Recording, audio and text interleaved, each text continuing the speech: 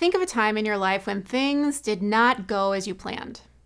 If you ask my family or my coworkers, you'll learn that I love to plan things.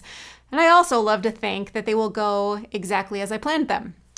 My mind anticipates how things will be timed precisely, how people will react excitedly, how the result will be wonderful no matter what. But as we all know, that is 100% not realistic. Quite often, things do not go as we plan them to.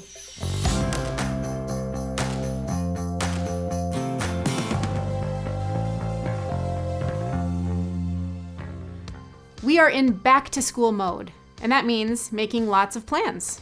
I have 2 boys, and one is growing taller by the minute, it seems, and the other one has feet that won't slow down. The soccer cleats we bought for summer soccer no longer fit for fall. How is this even possible? So even though I'm hanging on to shorts season for as long as I can, it's inevitable that we need to plan a trip to shop for pants. I tried to go the other day, but my plan failed since none of the places I visited had pants for tall, skinny teenagers. Or maybe, on a more serious note, you've got plans for how this school year is going to go for your kids or your grandkids. Maybe last year ended with a rough spot, and your kid feels pretty anxious about going back to school. The narrative that gets written in a kid's mind about math being hard, so I can't do it, or the one that says, my friends were mean, and I don't know how to make new ones.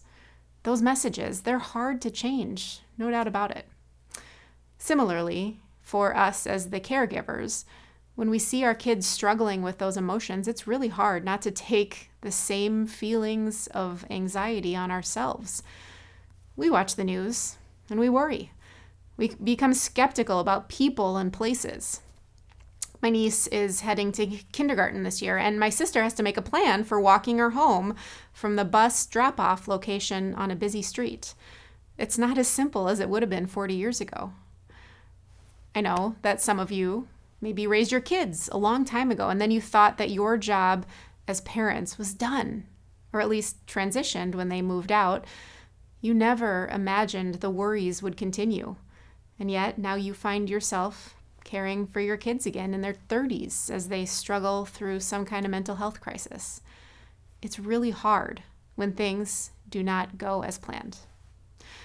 In the Bible, in the book of 2 Corinthians, it was written as a letter to the community of Corinth. In this book, as well as in the earlier letter, 1 Corinthians, the author, Paul, was offering some insights to this community on how they could become a community of faith. Paul was certainly no perfect human.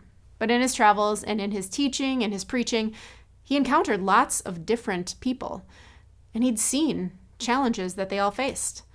So guided by his own faith in Jesus and his belief that the teachings of Jesus were truly life-changing, he offers his insights.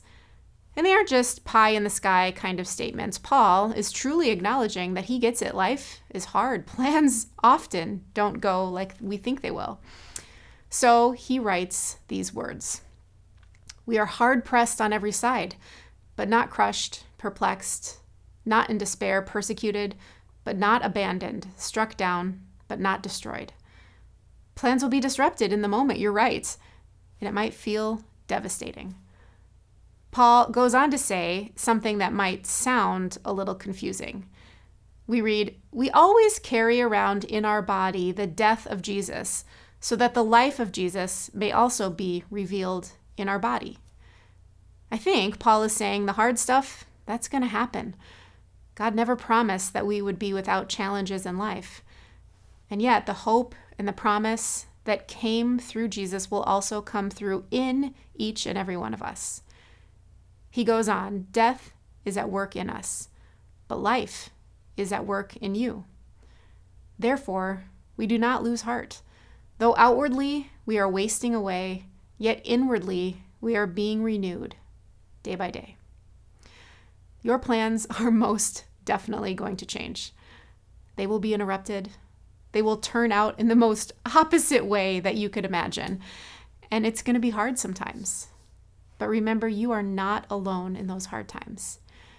Even when we get knocked down, seemingly again and again, be encouraged. Have hope. God will be there to pick you up.